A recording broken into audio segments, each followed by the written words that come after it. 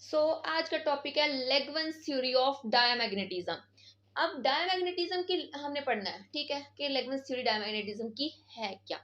लेकिन उससे पहले हम एक इम्पोर्टेंट चीज जो है ना वो समझने की जरूरत है। अब वो क्या है कि मैग्नेटिज्म एक्चुअली में स्टार्ट कहाँ से हुई, मींस ओरिजिन ऑफ मैग्नेटिज्म क्या है। सबसे पहले इस कॉन्सेप्ट को समझते हैं। जब हमें मैग्नेटिज्म कहाँ से आई है वो पता लग जाएगा, उसके बाद नेक्स्ट स्टेप्स जो है ना वो हमारे लिए आसान हो जाएंगे। सो ओरिजिन ऑफ मैग्नेटिज्म क्या है। मैग्नेटिज्म की ओरिजिन का मतलब है कि मैग्नेटिज्म कहाँ से स्टार्ट हो रही है। तो इसके लिए, इसको समझने के लिए, अगर हम मैग्नेटिज्म का कॉन्सेप्ट समझना चाह रहे हैं तो उसके लिए हम कंसीडर करते हैं अपने एटम को। अब एटम में क्या होता है, वही पुरानी चीजें कि इलेक्ट्रॉन्स अपने सर्कुलर ऑर्बिट्स में रिवॉल्व कर रहे होते हैं, ऐसे ही है, राइट। तो इलेक्ट्रॉन्स न्यूक्लियस के अराउंड अपने सर्कुलर ऑर्बिट्स में रिवॉल्व करते हैं। अब वो रिवॉल्व करते हैं, ये तो पहली चीज जो कि हमें पता है। अब नेक्स्ट क्या है जिस जो इसमें इंपॉर्टेंट है या जो हमें कुछ नया कॉन्सेप्ट देगा। तो जब हमारे इलेक्ट्रॉन्स जो है वो सर्कुलर ऑर्बिट्स में रिवॉल्व कर रहे हैं न्यूक्लियस के इर्द गिर्द, अब वो उसी तरह बिहेव करते हैं जैसे हमारी एक करंट कैरिंग सर्कुलर वायर होती है। एक सर्कुलर कॉइल है जो जिसमें करंट है, सेम जो वो काम दे रही है वही काम हमारे जो इलेक्ट्रॉन्स रिवॉल्व कर रहे हैं न्यूक्लियस के अराउंड वो सेम है, सर्कुलर कॉइल के इक्वल है। ये हो गया। अब नेक्स्ट, अब इलेक्ट्रॉन्स जो हैं वो ऑर्बिट्स में रिवॉल्व करते हैं। जब ऑर्बिट्स में रिवॉल्व करते हैं तो उससे हमें ऑर्बिटल मैग्नेटिक मोमेंट मिलेगा। जब वो ऑर्बिट्स में रिवॉल्व करेंगे तो उसकी मोशन से वहां पे ऑर्बिटल मैग्नेटिक मोमेंट अराइज होगा। अब इसके अलावा कुछ और चीज तो नहीं जो हम मिस कर रहे हैं, obviously something is happening here, जो कि हमारे पास हमें पता है कि जो इलेक्ट्रॉन्स है एक तो वो ऑर्बिट्स में रिवॉल्व करते हैं न्यूक्लियस जो कि उनका मेन सेंटर है। उसके अलावा इलेक्ट्रॉन्स अपने एक्सिस के अराउंड भी रिवॉल्व कर रहे होते हैं, उसको हम कहते हैं कि वो स्पिन मोशन होती है। तो उससे हमें स्पिन मैग्नेटिक मोमेंट भी मिलता है। अब ये हमारे पास ऑर्बिटल मैग्नेटिक मोमेंट भी आ गया, स्पिन मैग्नेटिक मोमेंट भी आ गया।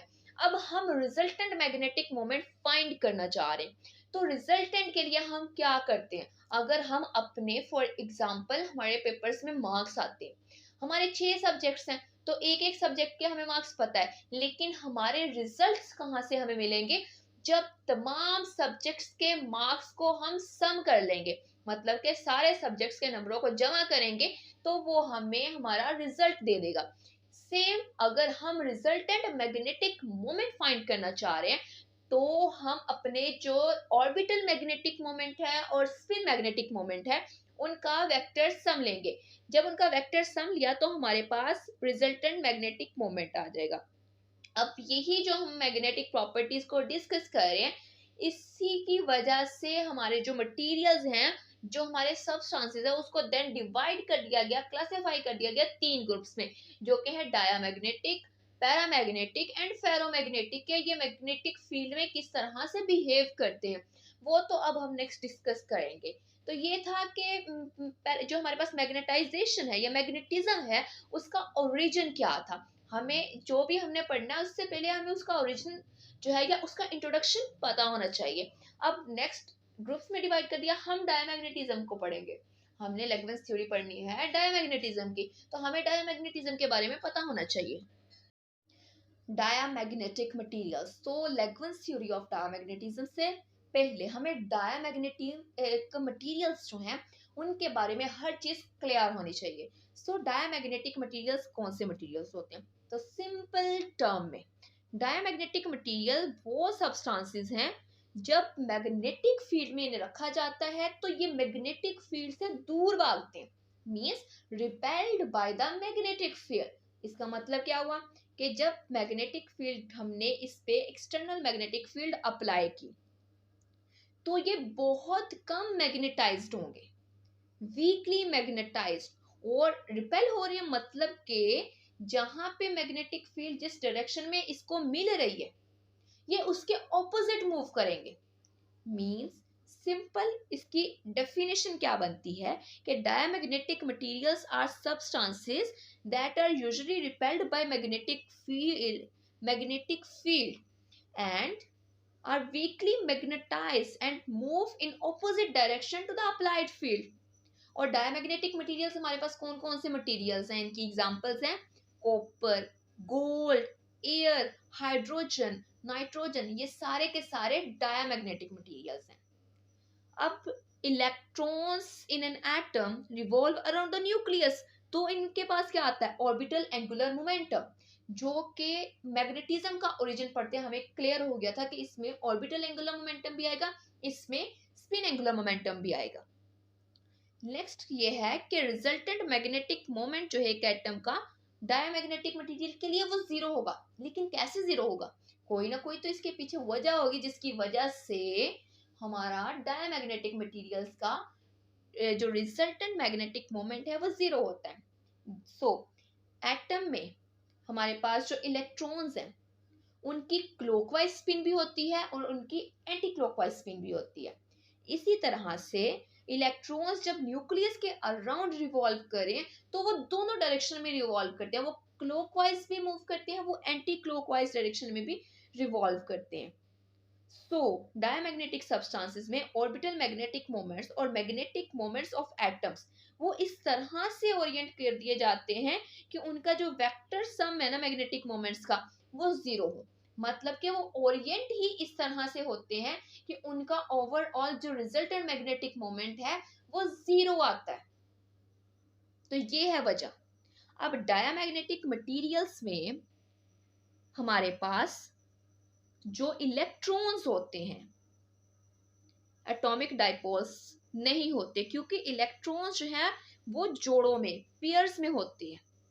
तो जब एक एक्सटर्नल मैग्नेटिक फील्ड हम उस पर अप्लाई करते हैं, अब पहले उसमें कोई जो एटॉमिक डाइपोल नहीं था, लेकिन जैसे हमने उसमें एक्सटर्नल मैग्नेटिक फील्ड अप्लाई की तो डाइपोल्स जो है ना वो बनना शुरू हो गए. डाइपोल्स क्या होता है, एक पॉजिटिव एक नेगेटिव पोल्स बने, सेपरेट हुए तो पोल्स बनना स्टार्ट हो गए डायमैग्नेटिक मटेरियल्स में. इस तरह से कि इंड्यूस्ड डाइपोल्स डायमैग्नेटिक मटेरियल्स हैं तो वो जो फील्ड अप्लाई कर रहे हैं उसके ऑपोजिट जो है वो इंड्यूस होना शुरू हो गए. तो ये जो स्टेटमेंट है ये लेंज लॉ की स्टेटमेंट के भी अकॉर्डिंग है. लेंज लॉ हमारे पास बेसिकली क्या है, लेंज लॉ एक इलेक्ट्रोमैग्नेटिज्म का लॉ है. 1834 में एक रशियन फिजिक्स थे फ्रेडरिच लेंज, उन्होंने कहा कि जो इंड्यूस्ड इलेक्ट्रिक करंट है वो एक डायरेक्शन में फ्लो करता है. मतलब कि वो किस डायरेक्शन में फ्लो करेगा, जिसकी वजह से, क्योंकि इंड्यूस्ड है मतलब कि हमने इसको किसी चीज से खुद से प्रोड्यूस करवाया, पहले नहीं था लेकिन हमने खुद से इसको इंड्यूस करवाया. तो जिस चीज की वजह से ये प्रोड्यूस हो रहा है ये उस चेंज के अपोज करंट जो है वो फ्लो करेगा, मींस ऑपोजिट फ्लो करेगा. तो लेंज लॉ की ये स्टेटमेंट है. तो डायमैग्नेटिज्म को पढ़ें उसमें भी यही होता है कि ये एक्सटर्नल मैग्नेटिक फील्ड जो है उसके ऑपोजिट मूव करते हैं, डायपोल्स इंड्यूस होते हैं उसके ऑपोजिट. तो all materials whose atoms contain pair electrons वो डायमैग्नेटिक प्रॉपर्टीज को शो करेंगे. जब अब हमने डायमैग्नेटिक सब्सटेंस को एक्सटर्नल मैग्नेटिक फील्ड में रख दिया, उससे हमारे पास एक ईएमएफ इंड्यूस्ड होती है हर एटम में. अब वो ईएमएफ जो है वो इंक्रीज होती है, मतलब कि जैसे ही एटम का इंक्रीज होता है जिसकी वजह से जो हमारे इलेक्ट्रॉन्स रिवॉल्व करें एक डायरेक्शन में उनकी स्पीड इंक्रीज हो जाएगी और जो उसकी ऑपोजिट डायरेक्शन में है उनकी स्पीड डिक्रीज हो जाएगी. तो इस तरह से सब्सटेंस जो है वो एज अ होल एक मैग्नेटिक नेट मैग्नेटिक मोमेंट जो है वो अक्वायर कर लेते हैं एक डायरेक्शन में और ऑपोजिट होती है वो उस अप्लाइड फील्ड के. तो ये बेसिक इसका सिस्टम है. नेक्स्ट हमारे पास है magnetisation cancelled by paired electron. अब पेयर्ड इलेक्ट्रॉन है उसमें मैग्नेटाइजेशन की वैल्यू जीरो किस तरह होती है, तो हम इस चीज को क्लियरली पढ़ेंगे कि अगर हम ये फर्स्ट फिगर देखें तो इसमें इलेक्ट्रॉन किस तरफ रिवॉल्व कर रहा है, और देखें जिस तरफ इलेक्ट्रॉन रिवॉल्व कर रहा है लाइक इलेक्ट्रॉन की जो मोशन होगी वो ऑर्बिट्स में मूव कर रहा है, राइट। अब मैग्नेटाइजेशन जो है वो उस ऑर्बिट के परपेंडिकुलर होगी। Direction of magnetisation is perpendicular to the loop orbit जिसमें हमारा इलेक्ट्रॉन जो है वो पड़ा हुआ है। अगर हम अपनी फिंगर्स को कर्ल करते हैं तो जो हमारा थंब है, थंब वो शो करेगा कि मैग्नेटाइजेशन की डायरेक्शन क्या, और कर्लिंग फिंगर्स जो हैं वो शो करेंगी कि हमारे करंट की डायरेक्शन क्या, और जिस डायरेक्शन में करंट फ्लो कर रहा है उसके ऑपोजिट हमारे इलेक्ट्रॉन्स मूव करते हैं। ओके, सो इससे हमें पता लगा कि मैग्नेटाइजेशन और जो हमारा जो लूप है वो परपेंडिकुलर है एक दूसरे के। सो अगर दूसरा अगर केस देखें, अगर हमारे इलेक्ट्रॉन्स की डायरेक्शन चेंज हो गई, पहले हमारे पास क्लॉकवाइज डायरेक्शन थी, अब एंटी क्लॉकवाइज डायरेक्शन होगी, तो ऑब्वियसली करंट की डायरेक्शन भी चेंज होगी और मैग्नेटाइजेशन की डायरेक्शन भी चेंज हो जाएगी। अब पेयर में हमारे पास इलेक्ट्रॉन्स पड़े हैं, और इलेक्ट्रॉन्स पड़े भी किस तरह से होते हैं कि एक इलेक्ट्रॉन हमारे पास क्लॉकवाइज में, दूसरा एंटी क्लॉक, दोनों की स्पिन हमेशा ऑपोजिट होगी, राइट। तो एक क्लॉकवाइज के साथ है उसकी मैग्नेटाइजेशन ऊपर है, दूसरा एंटी क्लॉकवाइज उसके मैग्नेटाइजेशन नीचे, equal in magnitude but in opposite direction will cancel each others effect. तो इस तरह से ये दोनों एग्जैक्टली इक्वल है लेकिन ऑपोजिट है दोनों इलेक्ट्रॉन्स के लिए, तो इस तरह से एक दूसरे के इफेक्ट को कैंसिल कर देंगे, खत्म कर देंगे। तो हमारे पास मैग्नेटाइजेशन की वैल्यू क्या होगी, एक जमा है उतनी ही वैल्यू में, दूसरा माइनस है उतनी ही वैल्यू में, आंसर हमारे पास 0 होगा। और हमारे पास एंगुलर फ्रीक्वेंसी जो ओमेगा है वो भी ऑपोजिट है डायरेक्शन में, वो भी एक दूसरे के साथ एग्जैक्टली मैच कर रही है लेकिन सिर्फ साइन का फर्क है, तो वो भी एक दूसरे को कैंसिल कर देगी। अब डायमैग्नेटिक मटेरियल्स हमने पढ़ लिया, अब हम अपनी थ्योरी की तरफ आते हैं। Lagrange theory in the absence of external field, कि जब हमारे पास बाहर से कोई भी फील्ड अप्लाई नहीं कर रहे तब हमारे पास सिचुएशन किस तरह से होगी। अब हमें लेग्रेंज डायमैग्नेटिक मटेरियल्स के अकॉर्डिंग ये बात तो पता लग गई कि मैग्नेटाइजेशन 0 होती है क्योंकि हमारे पास पेयर्ड इलेक्ट्रॉन्स पड़े हैं। जब एक्सटर्नल मैग्नेटिक फील्ड नहीं है तो m की वैल्यू 0 होगी। इलेक्ट्रॉन्स इक्वल और ऑपोजिट हैं तो मैग्नेटिक मोमेंट्स की मौजूद नेट मैग्नेटिक मोमेंट्स जो हैं उस हमारे पास 0 होंगे। अब मटेरियल्स में हमारे पास इवन नंबर इलेक्ट्रॉन्स हैं, मतलब के इवन नंबर में 2 4 6 ऐसे इवन नंबर्स में इलेक्ट्रॉन्स हैं इनके आउटर मोस्ट शेल में।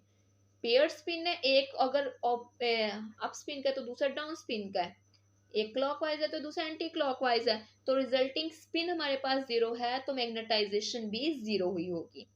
अब फ्रीक्वेंसी भी उसी तरह से सेम फ्रीक्वेंसी के साथ मूव करें लेकिन डायरेक्शन ऑपोजिट है। पहले मैग्नेटाइजेशन 0, क्यों 0, स्पिन 0 है, उसके अलावा हमारी एंगुलर फ्रीक्वेंसी भी 0 है, क्यों 0 है, ऑपोजिट होने की वजह से, इक्वल है लेकिन ऑपोजिट है। अब इलेक्ट्रॉन्स हमारे पास क्या है, नेगेटिवली चार्ज, और जहां पे इलेक्ट्रॉन्स मूव करते हैं वहां पे ऑब्वियस है कि करंट प्रोड्यूस होगा। अब करंट प्रोड्यूस हो रहा है मतलब कि जब हमारे पास इलेक्ट्रॉन्स जो मूव कर रहे हैं ऑर्बिट्स में तो वो टाइनी करंट्स जो है वो प्रोड्यूस। अब वो किस्सा देखते हैं कि जब हम फील्ड अप्लाई कर देते हैं तो मैग्नेटाइजेशन में क्या फर्क आएगा। अब देखना है ना, तो उसके लिए समझना पड़ेगा कि Lagrange theory in the presence of external field, जब हमारा एक सिंगल इलेक्ट्रॉन एटम में जो पड़ा है उसके n ऑर्बिट्स हैं।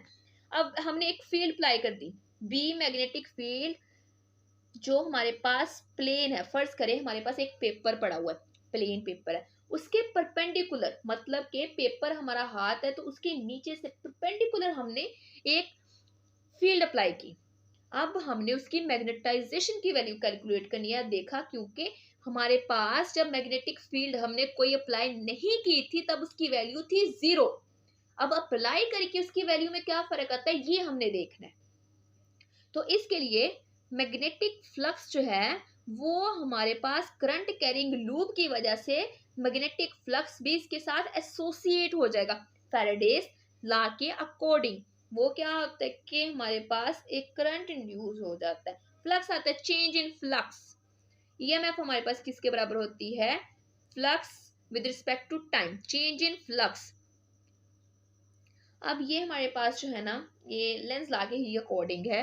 अब नेगेटिव साइन यहाँ पे जो है इंड्यूस्ड ईएमएफ के साथ के वो अपोज कर रही है, जिस वजह से वो प्रोड्यूस हो रही है।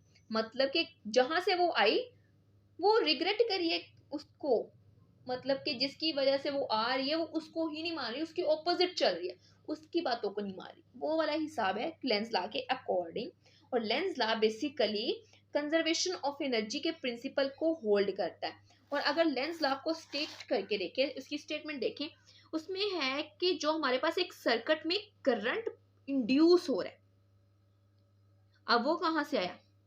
वो मैग्नेटिक फील्ड जो उसके ऊपर हमने डाली है उसमें जब चेंज आया वो उसकी वजह से आया, जो कि अपने अपोज कर रही है अपने चेंज को। वो चेंज क्या है? फ्लक्स में चेंज है। And it exerts a mechanical force जो कि उसकी मोशन को भी अपोज कर रही है। सो फ्लक्स में चेंज है। अब फ्लक्स जो है ना वो हमारे पास होता है कि कितनी फील्ड कितने एरिया में है। B is the magnetic field and A is the area. और हमें पता है एक सर्कुलर लूप का एरिया कितना होता है? पाई आर स्क्वायर होता है। तो सिंपली एरिया की जगह पे हमने उसकी वैल्यू सब्स्टिट्यूट कर दी। नेक्स्ट, जब हमने फील्ड अप्लाई की तब हम सीन देखते हैं कि अब हमारे पास क्या हो रहा है। अब मैग्नेटिक फील्ड अप्लाई की तो उससे मैग्नेटिक फील्ड इनहांस हुई। मैग्नेटिक फोर्स हमारे पास की जो इलेक्ट्रॉन्स की है वो अप्लाइड फील्ड जो है उसके पैरेलल होगी, एक डायरेक्शन में पैरेलल। क्योंकि मैंने पहले भी बताया कि वो एक डायरेक्शन में इंक्रीज करी होगी तो ऑब्वियसली दूसरी डायरेक्शन में वो उसकी डायरेक्शन के ऑपोजिट होगा तो वो उसको डिक्रीज करेगी। मतलब जहां पे एक तरफ हमारे पास इंक्रीमेंट हो रहा है तो दूसरी तरफ हमारे पास डिक्रीज भी हो रहा है। अगर फर्स्ट देखें तो हमारे पास वो अप्लाइड फील्ड उसके पैरेलल है तो वो उसमें ऐड होगी, m प्लस डेल m हो गया। लेकिन दूसरी तरफ अगर दूसरे केस में देखें, electron is opposite to the applied field, तो वहां पे वो चीज माइनस होगी। मैग्नेटाइजेशन एक में इनहांस हुई तो दूसरे में उसने डिक्रीज होना है, क्योंकि एक इलेक्ट्रॉन अगर क्लॉकवाइज मूव करा उसके वो पैरेलल है, दूसरा एंटी क्लॉकवाइज मूव करे तो उसके तो वो एंटी पैरेलल हुई, और जब एंटी पैरेलल होंगी तो वो चीज को कम करेगा, माइनस कर जाएगा। अब हमारे पास पीछे दो इक्वेशंस आ गई थी, जिसमें हमने पहली इक्वेशन में अगर देखते हैं तो ईएमएफ को कहा कि हमारे पास जो ई है वो बराबर है माइनस टी फ्लक्स ए फाई ओवर डी टी के, और फाई की वैल्यू हमने निकाल ली बी पाई आर स्क्वायर। तो सिंपली फाई की वैल्यू हम यहाँ पे सब्सटीट्यूट कर देंगे इक्वेशन 1 में, तो हमारे पास minus D B pi R square over D T आ गया। तो D B over D T बन गया और पाई आर स्क्वायर हमारे पास कांस्टेंट है। अब हमें पता है कि पोटेंशियल ग्रेडियंट इलेक्ट्रिक फील्ड के साथ किस तरह से रिलेट करता है, E is equal to V over D होता है। अब वी ई हमारे पास जो V है वो E के बराबर है, और D जो है वो उस लूप का सरकमफेरेंस, और सरकमफेरेंस होता है 2 पाई R के बराबर। तो सिंपली V की जगह पे E में लगा दिया और D की जगह पे 2 पाई R लगा दिया।